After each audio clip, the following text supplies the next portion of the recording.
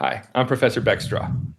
And I'm Professor Eric Bronson, and you're listening to Prison Breakdown. 2, 3, break!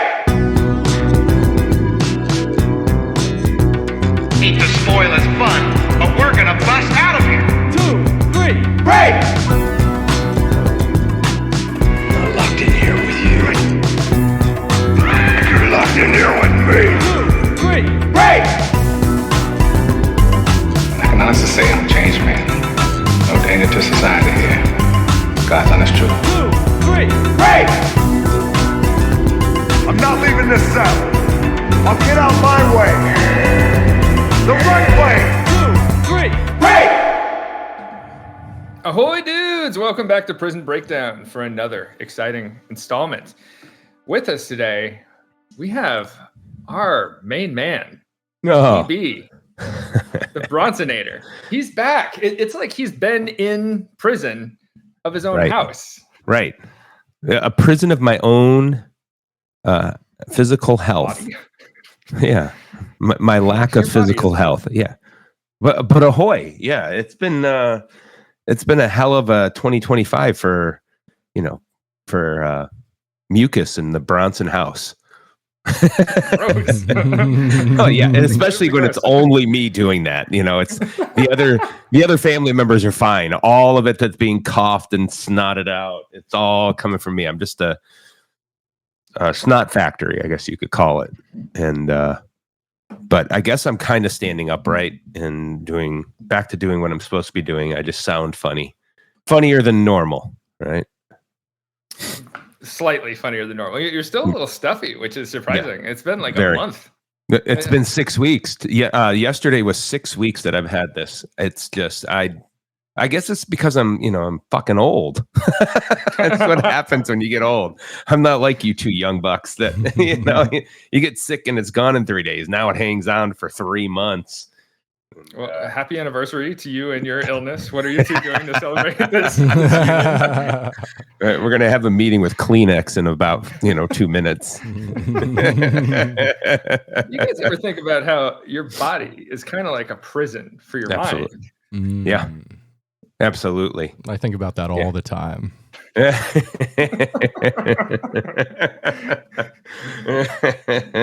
Well, my friend, it is good to have you back. We missed you. It is. It's not been the same. It's less lively with just me and the producer over here.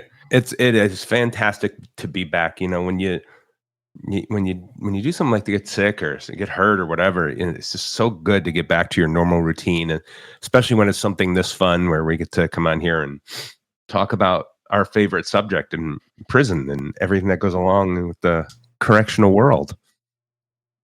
Oh, yeah. Today, for the listener, we are doing part 2 of talking about hostage situations. Oh. Now, Eric, have you ever been a hostage? Have you ever been around a hostage situation? No, I have not, and nor do I want to be. Although one might say you are a hostage to your own body at this moment.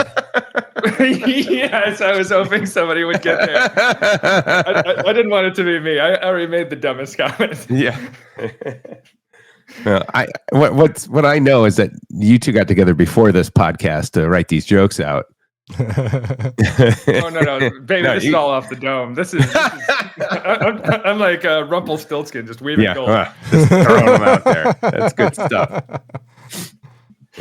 Well, so if you don't mind, can we interrupt this monologue that you have going to get to some news hot off the razor wire? I would love nothing more. Fresh news, hot off the razor wire. All right, a little update to our recent strike, our wildcat strike up in New York with our correctional officers, who went on strike recently. Last week, it seems like they've come to a resolution about how they were going to handle this. At least the governor and the commissioner believe that there was a resolution, and many people within the union thought there was a resolution, but there were plenty who did not return to work. And as a result of that, on Monday, New York fired more than 2,000 correctional officers for failing to return to work after a weeks-long wildcat strike that crippled the state's correctional system. But the officers had the opportunity to come back to accept the proposed changes, and a little over 2,000 of them chose not to, so they were immediately fired on Monday. So, according to the commissioner, after 22 days of an illegal strike, the governor and I are happy to report it has now ended. In a little press conference, where the state and the Correctional Officers Union struck this deal to end the strike over the weekend, but it was contingent on 85% of the staff returning to work on Monday morning. They fell short of that 85%, but they went back to work anyways, and the state would honor the deals, overtime, and other provisions that were provided. With those over 2,000 officers being dismissed from their jobs, the National Guard then was required to stay in place at prisons in support positions while the Department of Corrections gets back to their normal work and implements an aggressive recruiting campaign to attract new employees. So according to the commissioner, about 10,000 security staff are available to work in prisons across the state, which is down from 13,500 before the strike. So they are down over 3,000 correctional officers or security staff members. I am sure there are plenty of people who are in my type of position where they work classification or in administration, and they aren't doing much of that right now. They are working security. Yeah, right. Just like strip it down to the bare bones. And they should honestly be maybe closing facilities to try and consolidate inmates in central locations. That's 13,000 down to 10,000. That is potentially catastrophic for them. Yeah, that's a huge number. It's very interesting that much of this comes on the heels of the inmate at Marcy Correctional Facility, Robert Brooks, who was beaten to death in December. But there was also another inmate who, while the strike was ongoing, right before the strike, it was Mid-State Correctional Facility of Messiah Nantwi, who also died under suspicious circumstances, and that case is now being investigated. That so much of the strike seemed to be fueled by that. That hey, you're going to charge correctional officers with murder, which 6 of them were in the Robert Brooks case, and then not shortly after that they went on strike. So they were actually defending the murderers of Robert Brooks. Sounds like it. That was a catalyst. Well, it seems like that, it was very interesting because the union came out right away after the video footage to condemn the action of those officers who were eventually charged. Yeah. And it wasn't, it was just a couple weeks after that, once the charges were handed down, seems like it was right around the same time that the charges were handed down, that he had 6 accused of murder and 8 more who received other charges, and they supposedly were going to charge 1 more with murder because there were 15 individuals involved. That boom, right after they were charged with this, the strike occurred, and I'm sure it is.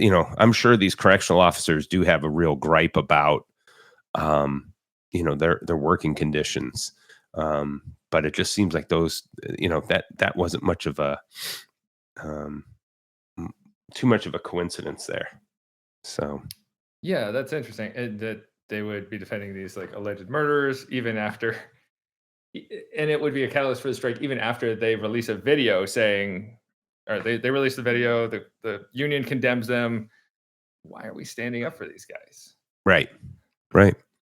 it's I sure as hell wouldn't be supporting officers that did that, nor would I be looking to say, hey, well, they got charged, so let's go on strike, because the reason why they did this is because of horrible working conditions.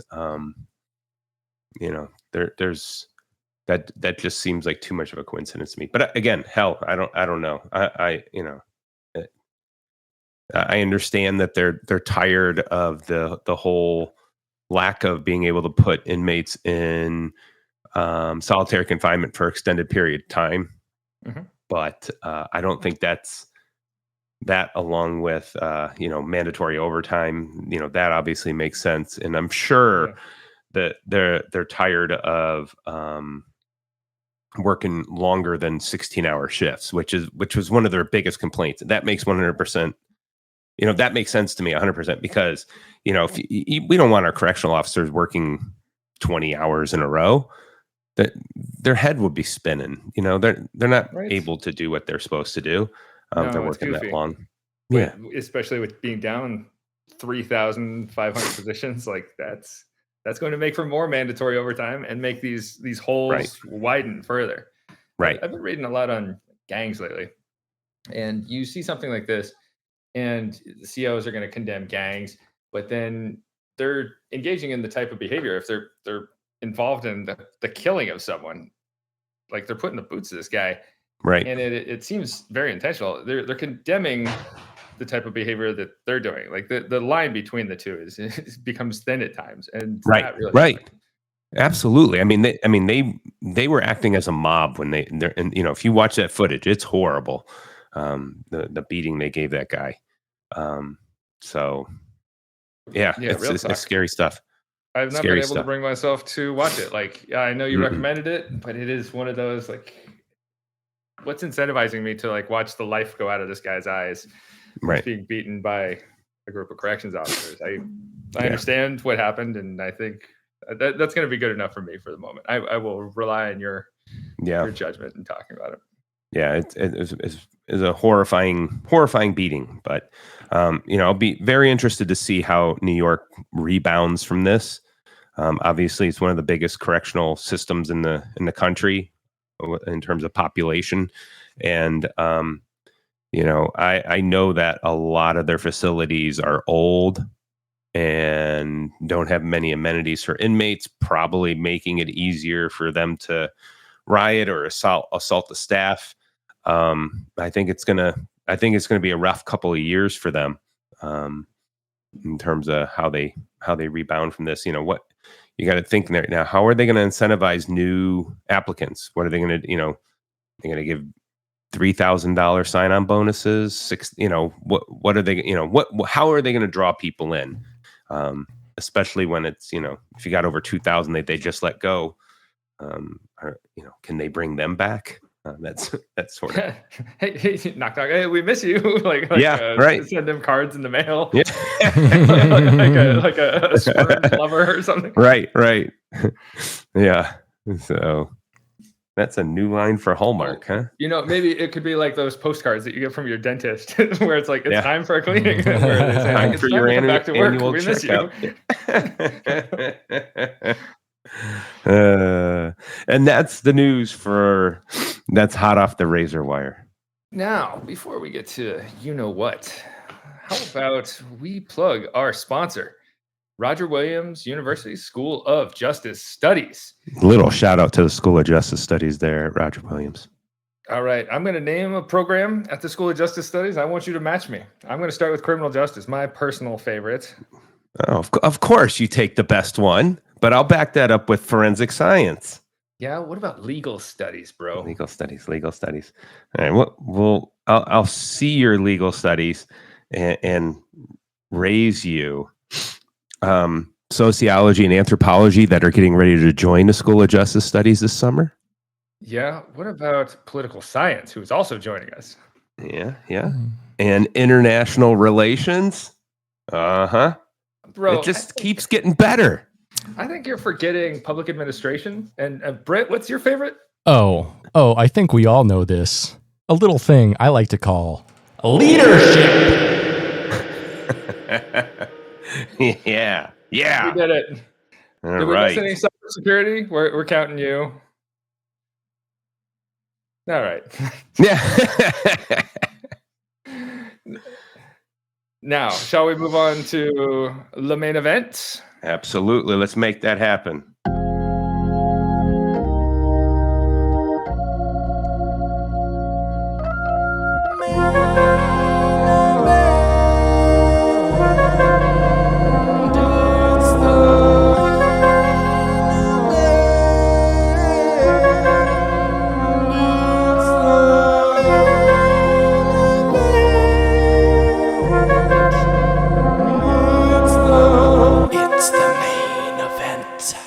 All right, today we are discussing a couple of specific hostage situations that happened in the last 20, 25 years or so. First, we're going to talk about a hostage situation that went on for over 2 weeks and resulted in some serious harms. Eric, have you ever heard of the 2004 standoff in the Arizona State Prison Complex in Buckeye, Arizona? No, I am not familiar with that one. All right, so went on for over 2 anxious weeks. to learn about it. Starts with our two main players here are Ricky Wassenaar, who's 42 years old, serving 28 years for armed robbery and assault, and Stephen Coy, who's 40 years old, and he's serving 7 life sentences for this 2-week crime spree where he committed a number of crimes like armed robbery, assault, kidnapping, and rape. And so if we roll the clock back to 2004, on January 18th, the two of them, they tried to escape from the Maury unit of the Lewis Prison Complex in Arizona. And so these two guys, Ricky and Steven, they walked into the kitchen office. They've got a couple of shanks on them, and they told the officer on duty, "This is an escape." And one said, "I've got nothing to lose." They made the officer on duty, Kenneth Martin, remove his uniform, and Ricky puts it on. And then they tie up the officer, and they tie up the female kitchen worker who's there as well. And the kitchen worker was sexually assaulted by Steven shortly thereafter. And while that's happening, we have Ricky making his way to this kitchen area where he's talking to the inmates working there, telling them, "Hey, you guys, I'm escaping. You want to come with me?" And he invites them on board. How many people do you think want to join this guy? You would think everyone, but I'm going to guess like 2. The answer is nobody. This guy's a psycho. Yeah. No takers. So he locks them all in the kitchen dry storage. So we've got Steven sexually assaulting somebody, which is tragic and terrible. And then, we have Ricky, who's making his way over to a tower nearby, one of his guard towers. And so Ricky Wassenaar approaches the tower and he pushes the buzzer in the access box, and they let him in because he's dressed like a corrections officer. So this tells you something. Maybe we should have good cameras. Maybe we should have good voice detection. Mm-hmm. Maybe we should have an eye in the sky to verify, hey, this guy's actually an officer and not just some clown dressed like an officer. Right. And so there's 2 corrections officers in the building. There's Jason Ock and Lois Fraley. And Wassenaar overpowers both of them. He incapacitates both. And Stephen Coy is sticking around the kitchen at this time. He overpowers another officer because he's got a shank, right? And he handcuffs that officer to a tool rack. And then Stephen gets chased by COs who they're intent on taking over the kitchen. They chase him out, and Stephen runs over to the tower. Wassenaar lets him in. And Ricky Wassenaar has gotten a rifle at this point, and he's starting to fire off at officers, telling them, "Clear the yard, get out of here." And the facility finally catches on and locks everything down. Got a rifle. That's impressive because it's not like, for those of us who have been inside prisons, we know that typically weapons are not readily available. They are locked up in central control, and it's not something that generally they're not hanging around. So I would love to know the specifics on how he was able to get that rifle. That's scary. Well, one of these guard towers, right? Like, isn't that part of the point of the tower is to have snipers in there? Yeah. And so he knows where to go for that. He's thinking tactically, which is interesting because so often these things are done like off the cuff, and you don't see a whole lot of intent and planning behind it. It's just, I want to get out of here. So the facility starts to organize. The captain on duty organizes a defensive squad. Everyone's got shotguns with birdshot. They notify the Arizona Department of Public Safety, and they get some hostage negotiators on scene, and they alert DOC of the situation, and the tactical unit is on standby. And we're starting to see more support here. There's 16 different law enforcement agencies coming out for their support, which is crazy to think about. Yeah. It's a lot. Consider your town's police department and then like 10 others plus feds. Right. So Department of Public Safety deployed over 230 officers. The Maricopa County Sheriff's Office deployed over 100. There's over 100 FBI agents out here. No. We don't need this many people. In fact, that's probably not helping the situation. Right, because then when they get there, who the hell's in charge? And like people complain about government waste. Like how many hundreds of thousands of dollars just in labor costs alone did this take? Yeah. And how many people are doing something versus standing around drinking coffee and chatting? Right. Anyway, so in the tower, I mentioned we've got Jason Ock and Lois Fraley. Lois Fraley is a single mom. She's got a 12-year-old daughter, and the two inmates end up raping her repeatedly during her time she's held hostage. And we talked last time about dehumanizing behavior. And if you are being held hostage, you may be forced into doing terrible things just to stay alive. Like she does not want to go along with any of their commands, but she has to for the sake of staying alive, period. Okay. The inmates are threatening to kill her, and they're threatening to chop off her fingers if she does not comply. Yeah. And they kept her handcuffed for over a day, and they forced her to use a 5-gallon bucket as her toilet. They starved her, they beat her, they held a gun to her head, they asked her if she was ready to die. So Lois is doing what she has to do to get by. And the inmates are dehumanizing her the whole time. They're calling her woman, bitch, slut, dyke, lady, brown shirt. And they're constantly dehumanizing her because it's easy to treat people poorly if you're not looking at them as humans. That's something I learned from doing a hostage, like a what if you're taking hostage training a while back, where you have to humanize yourself to your captors. And so she's trying to do some of that. And at one point, the inmates who took her hostage had released Jason Ock, the other CO with her. And she planned to set herself and the guard tower on fire to end the standoff. But she says it's the radio that they had in the tower that saved her.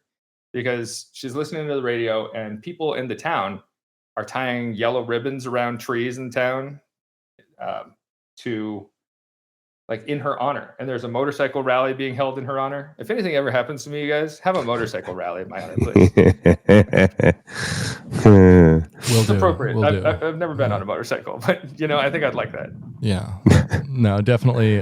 For your funeral, if you die before me, I'm gonna have your pallbearers like carry you on motorcycles.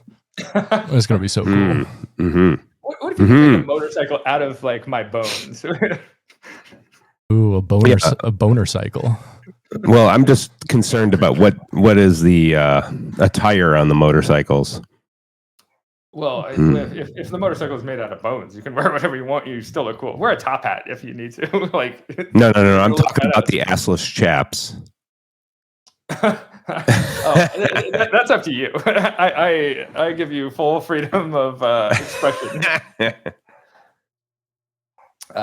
So Lois is inspired by this radio interview and hearing that she's inspiring people in town to think on her behalf and do stuff in tribute to her. And she hears this former hostage from a similar incident being interviewed on the radio, telling her it's going to be okay eventually, advising her to stay calm and realize that people are working on her behalf. And she starts to internalize that and decides not to kill herself and to instead try to humanize herself and just get out of the situation alive. She's got a daughter, just wants to go home. So over the course of 15 days of holding her hostage, holed up in this tower, the inmates negotiate for a number of things. Eric, if you are locked up, what are you negotiating for? For me to get out as fast as possible. No, I would say, I think, obviously would try and, I would try and say for people who are a little bit more vulnerable to be able to try and get out of there.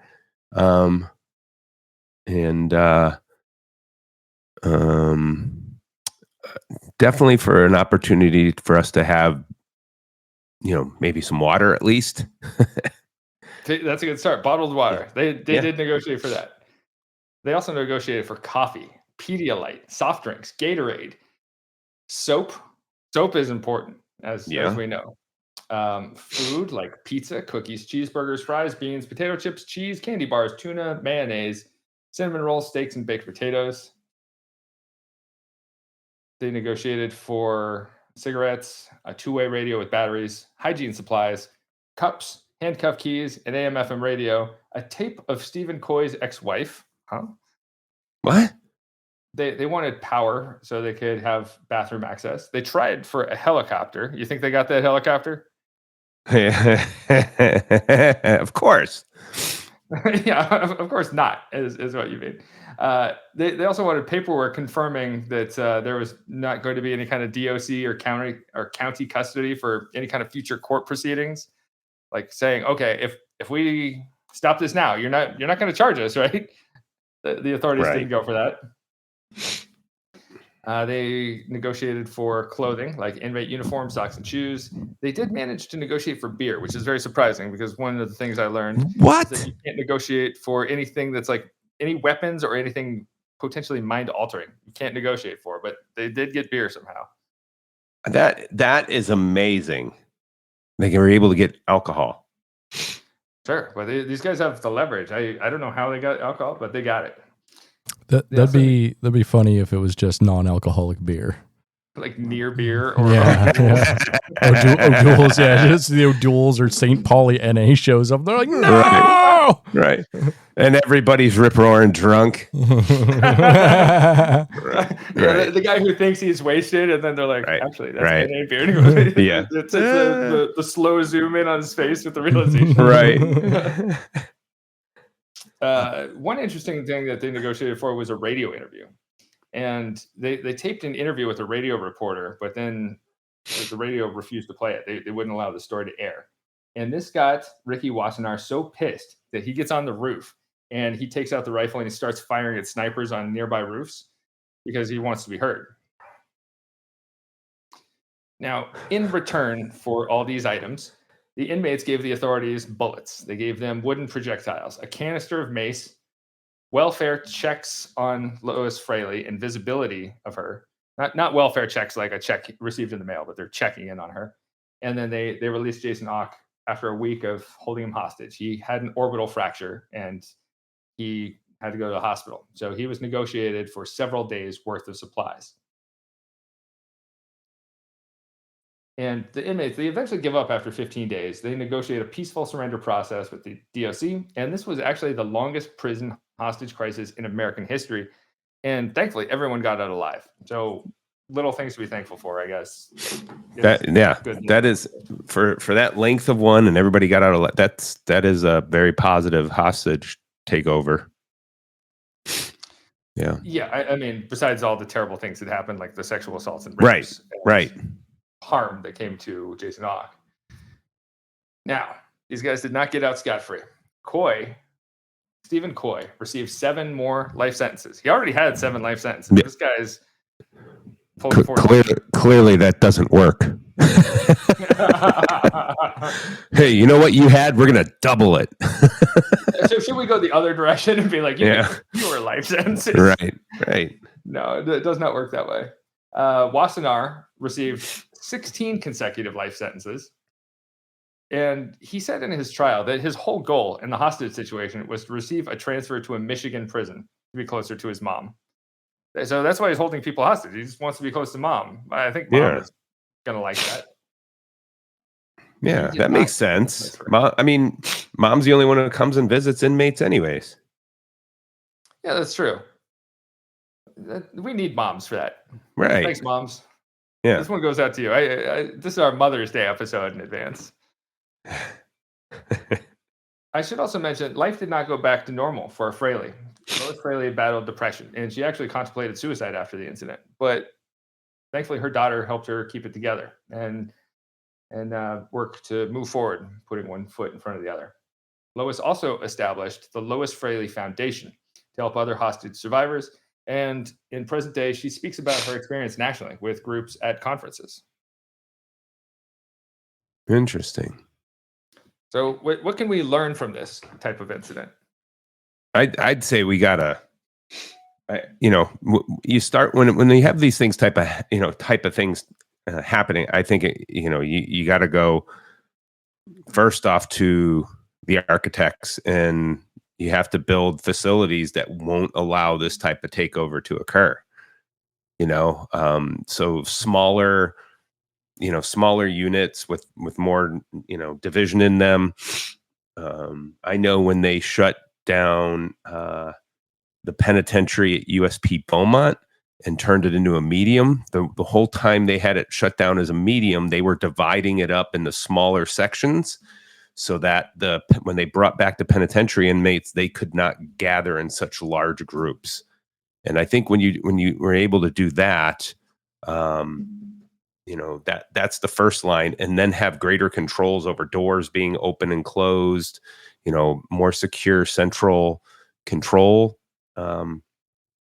But I think on the other side, in terms of again, we know horrible things happen during this especially at the beginning, but the outcome in terms of the way it finished, without any inmate deaths or staff deaths, I think is, a credit to those people who held the negotiations. So I think, learning how to better negotiate with people during hostage situations is really important. Learning from that, I think is some of the biggest things that we can pull from this. Absolutely. And having trained people on site who have gone through some kind of educational process for hostage negotiation, who know how to work with people, so that having 230 law enforcement employees out there, like, we can say probably 200 of them did not make a difference in this situation, at least directly. So right. let's keep it to more of a minimum. Let's have more regulations, like you were saying, in way of how we let people into buildings, how we have control over the facility, and something like that can prevent something like this from happening in the future. Yeah. That and maybe O'Doul's, right? And a beer, because clearly that worked. So I take kind of a different lesson from this, to be honest. The lesson I take from this is that life sentences are usually needlessly punitive and create conditions of inmate hopelessness, such that there is only incentive, or rather no incentive, not to act out in a violent manner. Because, like, what do these guys care that they get 7 more life sentences? They're already serving a life sentence without the possibility of parole. Like, for sure, we would have guys in our solitary who would say, what are they going to do? Like, if I do something bad, put me in solitary, I'm already here. Right. So figuring out ways to balance, like, carrot and stick. Like in Rhode Island prisons, for example, it's only the inmates who are serving life without parole who have access to the service dog program, where they train service dogs. That is offering more carrot, where these guys have a chance to help the community, do something that they feel can, like, help with their redemption, and move forward with their lives while they're serving life in prison without parole. And if they mess up, they're out of the program. If they commit infractions, if they're getting in trouble, they're out. So it's maintaining this balance. But I completely agree with you. Like, the life sentence is needlessly punitive. It has this, the message it's sending is that you have no redemption. You are not going to change ever. Yeah, like, I mean, the message it's really sending is, we would kill you if we could, because your life is now worthless to us and society. Yes. Yeah. When if it's all about incapacitation. There's no, like, deterrent element to it. It's saying we think that you're going to be bad no matter what. When, if we look at, like, the age crime curve, for example, we know when people get to, like, 60 years old, 70 years old, it's a near zero chance of committing crime. Yeah. So why bother holding people that probably aren't committing crimes? One thing that struck me and some of my my friends and colleagues over at Northeastern was when we visited San Quentin for a tour. There's a bunch of guys sitting around in wheelchairs out front. Right. These are not the guys who are the going to be the most violent criminals that you think they are. These guys are in their 60s and 70s, Right. They have to serve out the rest of their time. Mm-hmm. I mean, and you look at even like the most vicious, violent psychopaths, like, you know, like your John Wayne Gacy's and Ed Kempers, who like in their later life, maybe it's because they no longer had an opportunity to commit crime, but also, you know, later in their life, they really mellowed out. John Wayne Gacy became like a committed Catholic before he was killed. You know, it's people mellow out. Well, the one thing that this also reminds me of is our trip to our favorite prison, Louisiana State Penitentiary, and they don't spend any time on this on the tour other than a quick, oh, that's this. You know, they have an entire hospice unit because 94% of the inmates there are sentenced to life at Angola. That they have an entire unit for hospice. The fact that we're doing that and wasting all kinds of funds on medical care on individuals who are, you know, a month away from death. These people are not committing crimes. They're dying inside those institutions, and it's costing society a lot of money. And it's not a humane way for them to go out. And they're not with family. They're not with their friends. They're, it's inmates in a unit with some staff around them. That's, medical staff that's trying their best to keep them comfortable. But, they go from that to inmate run burial. And God, that's crazy when you think about it, because when they're handed down a life sentence to Angola, like the judge or jury is really sentencing them to die truly alone. Yeah. And that's absolutely to me that's cruel and unusual. Like, yeah, you would think so. You'd think so. I mean, it's there's a real dark side to that place that we went and visited. And so that's why I think, when we went there for that prison rodeo, and the students were like, some of the students were like, oh, this is awesome. You forget what the hell is going on the other side of this fence. Yeah. Like students are like, oh, inmates are just having fun. And then on the other side of that fence, remember in the documentary, The Farm, where it's detailing Angola, there's a guy who is a volunteer, and he's going in and he's shaving a quadriplegic man in a hospice unit. Right. And do we think the quadriplegic man is a threat to society? What right. the hell are we doing? Right. Mm-hmm. Right. Yeah, it's messed up. So I'm going to get into a slightly more lighthearted incident, and a more recent incident with respect to hostage situations. And this little story takes place on August 22nd, 2023, at the City Justice Center, which is a jail in St. Louis, Missouri. It held about 675 inmates at the time. This tale starts off like any other Tuesday. It's 6 a.m., and a CO is letting two inmate workers named Eric Williams and Anthony Newberry. He's letting them out of their cells to help him serve breakfast. Instead of the regular breakfast service, however, these inmates rush the 70-year-old corrections officer. Eric Williams punches him in the head. Boom. The 70-year-old man goes down, and while he's on the ground, Newberry gets in a hit, and then the two drag the CO, who remains unnamed through everything I can find. They drag the CO over to a shower where they steal his keys, and they open all the cells in the unit. They let out about 40 to 50 other inmates. Many people stayed in their cells because they were scared, and they didn't want to bother coming out. But then they drag the CO into the middle of the unit, they handcuff him, and they put leg shackles on him. Then the inmates start working with others to create weapons. They break the TV. They start taking out its components. They're making weapons out of that. They take mops. They take brooms. Now they're armed. And the inmates threatened the CO with weapons, taking him hostage. They said they would cut his throat if anybody comes into the unit. And when they initially bagged the CO, they also stole other items from him. Eric, if you're a CO, what are you carrying on you that might be important to inmates? The only thing I'm carrying on me is a radio. Yep, they're taking his radio. Yeah. And they took his pepper spray as well. And now they're ready to start making some demands. Now, when you were a CO, did you have pepper spray? Yeah, absolutely. I was in Kentucky. The only thing we had down in the yard at all on everybody was our radio. The only place to get anything else, pepper spray, any weapons, was back in central control. Yeah, I never used the pepper spray, but I did have it on me, and I pulled it a couple of times, and then it resulted in me. The situation evolved into something where I tackled the guy instead. Pepper spray is a nasty force, and you put it out there, and you're going to be you're feeling that as well as the other guy's feeling that, and it's a lot of pain. It's not worth it if you can resolve it. I would argue it's like more painful and more violent than me tackling somebody. Yeah, I could definitely see that. I mean, it does burn. Being pepper sprayed is one of the worst violences I've ever been a victim to. It is one of the most miserable experiences of my entire life.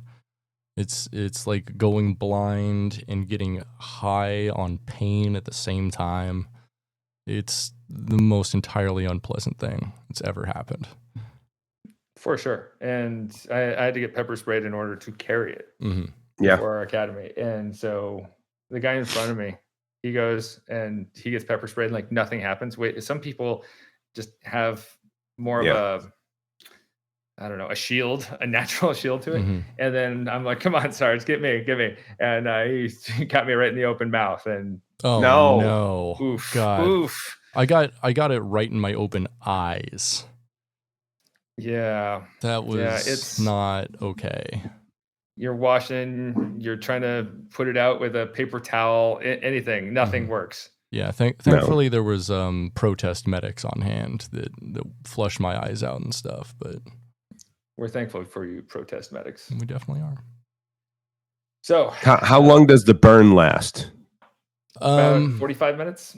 I mean, you can still feel it probably a couple hours later, but it gets to the point where it's like you just ate some spicy food a while ago. But it's, I'd say, an insane pain for about 10 or 15 minutes. And then it starts to dissipate and you're just like, you're physically angry for at least like half an hour, 45 minutes because it hurts so much. Yeah, that's about right. Mm-hmm. So let's go back to our hostage situation here. Yeah. Our inmates, Williams and Newberry, they get on the radio and they start making complaints to authorities that they're not getting enough food. And they're demanding pizza and chicken patties in exchange for returning the CO to safety. And this is to say, a riot or a hostage situation can come down to the smallest detail like this. And in this case, the inmates, they just wanted better food. So they make their demands. And of course, police cars and fire trucks rush to the area to close it off. In all, this incident only lasts about 2.5 hours. Once authorities figured out what was going on over the radio, they called police. The St. Louis SWAT team is on the job. They enter the jail at 8:17 a.m. So remember, it started at 6 a.m., less than 3 hours later. SWAT team is in the door. Police come in with rubber bullets and other less than lethal force, and they took control. And they recovered the officer 3 minutes after they entered the unit. And the CO was never named, but he'd been working at the jail for about 5 years, which is crazy to think about because this is a 70-year-old man. Right.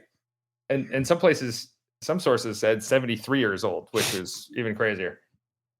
The officer suffered some minor injuries like a concussion and a busted lip as part of the assault, but he was taken from the jail out on a stretcher once help arrived. And in some of the fallout, the corrections commissioner in St. Louis, Jennifer Clemens Abdullah, she told reporters she's been working with vendors to improve the nutritional content of the food in the jail. And she said food actually gets served in double portions to inmates, and she didn't see any real issues with what was being served. But this is some of that potential administrator disconnect where, in theory, we're doing fine. But is she there eating the food? Is she there seeing the food that's being served out? I don't know that she is. A lot of times we'll see administrators disconnected from the day-to-day. And as a result of this incident, Williams and Newberry were charged with kidnapping and damage to jail property. The two had some disciplinary issues prior to this altercation, which is interesting. It's curious that they would be selected as workers to help out with this. Right. Because when I worked in a jail, anyone with a disciplinary jacket was not eligible for work until it had been several months since their last incident. They would automatically be disqualified. The jail that in question, also there was a 2021 riot that had gone down there as well. And in that incident, inmates broke windows, they set fires, they assaulted staff, and they threw furniture out the windows. It was like a real full-on riot. And at that time, like after that riot, they had to upgrade a lot. They found out, I guess the door locks don't work. Inmates could subvert the door lock with something as simple as like putting a slip of paper in between the door and the door frame. But it seems like the upgrades weren't quite enough. And there were a number of issues revealed after the riot and hostage situation as well. Like one inmate said when he was incarcerated at the facility, he spent most of his time in a dank, smelly cell that constantly flooded and never really dried. A civilian oversight board called the City Justice Center a powder keg, noting that inmate hygiene was rough. Like people incarcerated at the jail regularly reported going without toothbrushes, without showers, and without regular access to food. Nasty. And there was actually a class action lawsuit that came up around this time with videos of corrections officers using pepper spray heavy-handedly, sometimes without even being provoked.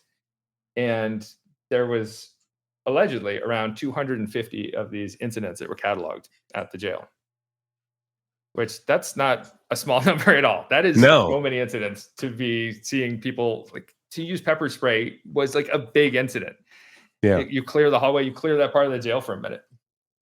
Yeah. That's the thing is, you guys talking about how, the impact that it has on an individual, when any type of pepper spray or tear gas is sprayed indoors, whether it's inside an institution, which for the most part are pretty damn airtight, especially the newer ones. There's not like, it's not, you don't have great ventilation moving through there. It's a pretty tight building because a lot of them don't have windows that are, opening up wide or very large windows. But that stuff hangs in the air, and there's a lot of long-term impact on the people on the unit, who might not have had anything to do with what was going on. Yeah, absolutely. So you're getting all this collateral damage as a result of just a spray can clear out a place. Finally, one noble employee stepped up after this 2023 incident I was discussing to say, you know what, this jail isn't really designed for punishment. It's important for people to realize city jail is often about people waiting for their day in court. It's not prison. And we shouldn't be surprised when people act out, when some people are being pushed and pushed and pushed for months on end, and then they snap. We should be like, they should almost be expected. So this is to say, clean up your act, jail, and make this like a more humane place, because people are innocent until proven guilty, or at least they should be if our system is working fundamentally how we think it should work as a society. Right. And that's one of the things that I always try to stress to the students is when we're teaching our corrections classes is how everybody thinks they talk about prisons, it's so scary, it's so scary. Trying to get them to understand jails are so unstable compared to prisons. Prisons, people have been there for a long time, they have a hierarchy, there are norms that are established, and in jail none of that's, every day there's somebody new coming in and leaving. And so those norms are constantly being challenged, and the hierarchy is always, needing to be reworked. And therefore, there's all kinds of problems in jails. Oh yeah. Where we can think of prisons as like a more permanent situation. Jails are constantly in flux. Yeah, absolutely. I always joke around with the students that jails are like large apartment complexes or areas with a lot of apartments, and prisons are more like the suburbs in that the people move in there and stay for long time periods, and they know who belongs in certain situations and who doesn't. I like that. That's actually an excellent analogy. I'm going to steal that from you and pretend. Hey, thank you. I appreciate it. I was able to contribute to some knowledge today. It's a win. Today's a win. It's a big win for today, my friend. And with that, let's put a cap on the main event. Do you have any library lockdowns, perhaps, to share? I do not. My eyes have been crossed since I've been sick, but I do not have anyone. What about you, producer Britt? Nope, I've been too busy moving. Haven't had time to read any books. At least not any books that would really fit in this podcast at all. I have one. Let's do it. Let's do it. Right. Library lockdown. like down. Come on in and take a look, 'cause it's time to rub you a book. Said library like down. Library like down. Library like down. Library like down. Library like down. All right. The book today is a little book called It Started with the Hats. This is a 2024 publication from Dr. Paul Joyce from Southern Illinois University Press. And in this book, Dr. Joyce, who is a graduate of Northeastern like myself and a former head of the gang unit for Boston Police Department, he details the history of gangs in Boston from the 80s and the era where crack was king up until pretty much through the end of the 90s. And he talks about all these different gang interventions that he used. One of the most interesting parts to me of this book was his focus on interventions, what worked and why it worked. And in the epilogue to the book, he puts out this case that, hey, it's not more cops we need on the streets. What's important is it's important to go to the community and ask the community, what do you need? And the community is never going to say more cops on the streets, or at least like many communities won't. But instead, the community said, no, we need like more community interaction with police. We need more like multifactorial programs, something that's addressing all these different areas of someone's life, because it's not just one reason why somebody goes into a gang, it's many reasons, and none of them are isolated in themselves. And so he's a proponent of these like anti-violence strategies. Like he was heading up what became Project Ceasefire in Boston, which was a program where cops said they were working with gang leaders, and they said, hey, we're going to police you regularly unless violence happens, and then we're going to throw the book at you. We're going to crack down. We're going to be all over your asses. And Project Ceasefire seemed to have an impact, and that's why it caught on in other jurisdictions. And so Paul Joyce was heading this up. He headed up several other gang interventions. And at the end of the day, he seemed to be like I got to speak with the man and be on a panel with him at a recent conference of ours. And he's a humble man who recognizes like the importance of looking to areas besides just throwing people in prison. And to do this, to accomplish this book, he interviewed 30 former gang members from the Boston scene, people who were deep in it, had some kind of gang leadership, and they were willing to work with him because they respected him and they recognized that he was always fair to them. And that struck me as pretty cool too. So Five Soups, I think it's an important history. It's interesting and it's well written. It gave me some real insight into Boston gangs and where they come from. Well, and I think that, this goes along with this whole idea. We, especially when it comes to, drug use and drug dealing of any type, and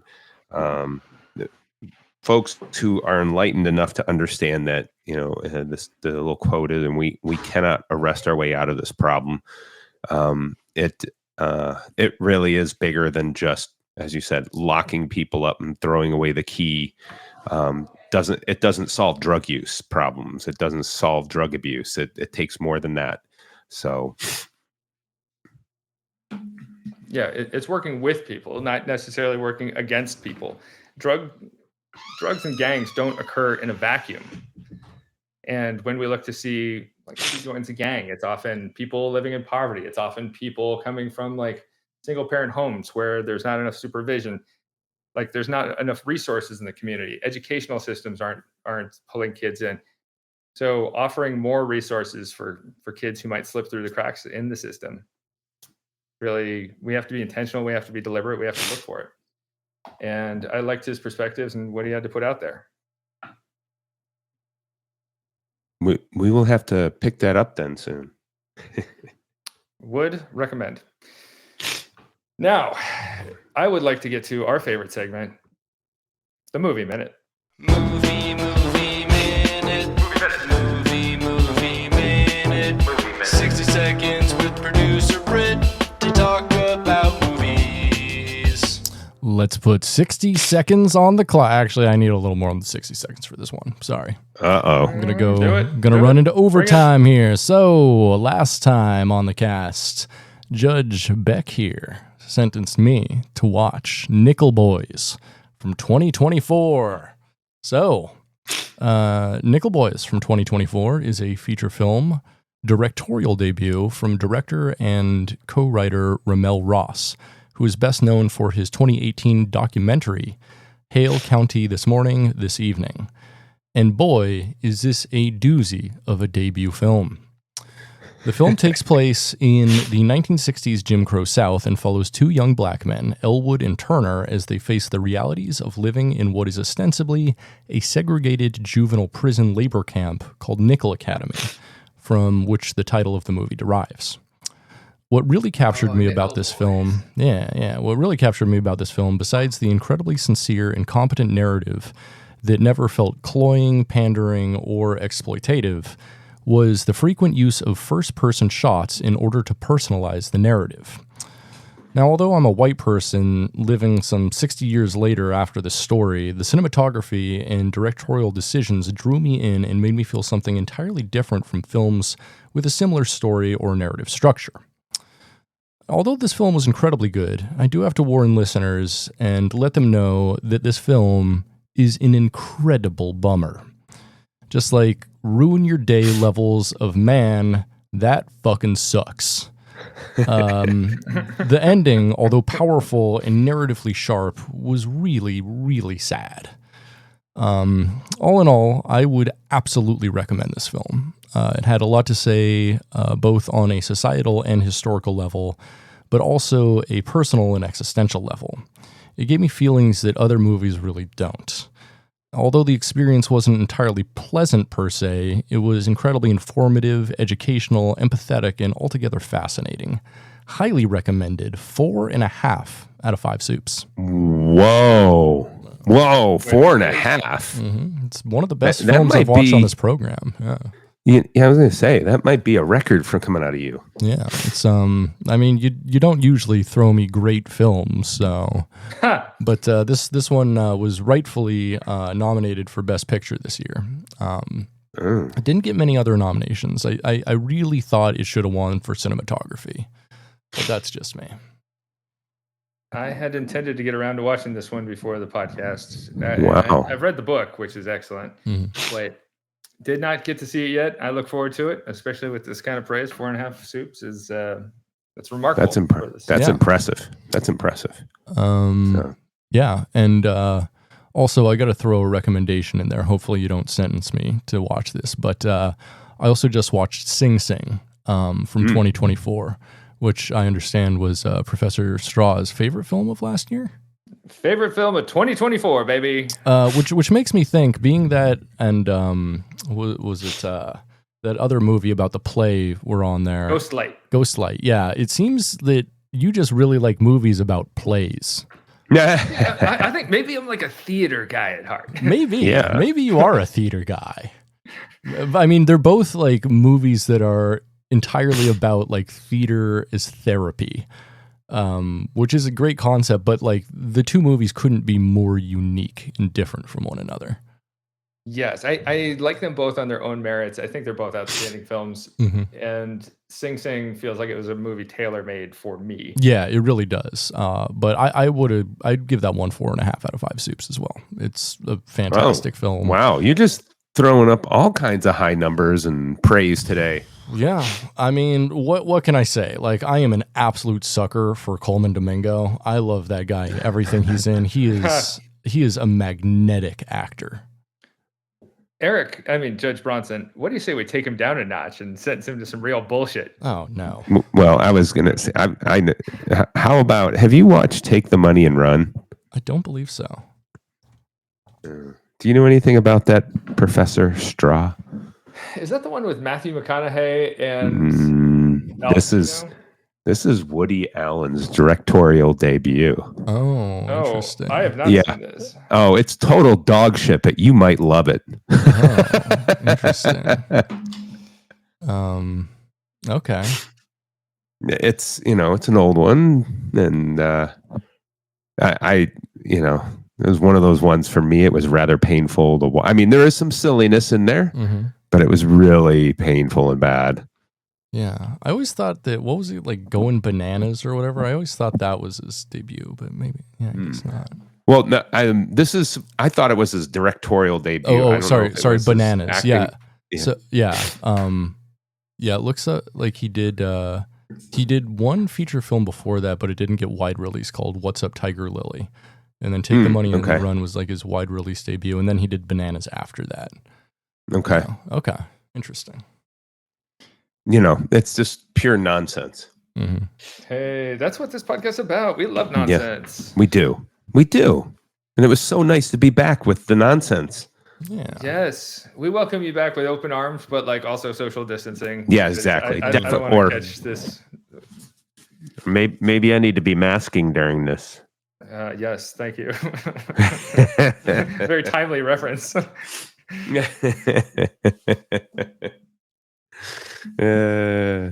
Well, team, shall we call it a day? Absolutely. Final shout out goes to Roger Williams University. We love you. Thank you for your continued patronage. And check them out if you are interested in our excellent programs that we have to offer. Mm-hmm. All right. And lights out, my friend. Yes, I was going to say lights out.